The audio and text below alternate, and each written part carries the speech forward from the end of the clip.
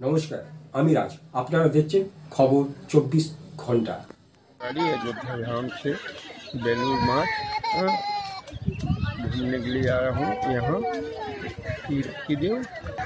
माँ शारदा यहाँ घूमने के बाद में माँ शारदा के यहाँ दर्शन करने जाऊँगा और बेलूर माठ यहाँ प्रसाद हम लोग भोग पाएंगे। भोग पा करके उसके बाद में यहाँ से घूम करके फिर शारदा माँ के वहाँ दर्शन करके फिर अपने स्थान पर चले जाएंगे। मठ राम की मठ राम जो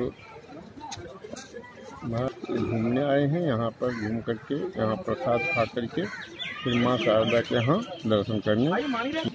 আমরা এসেছি বেলুর মঠে রামকৃষ্ণদেবের মন্দিরে এসেছি।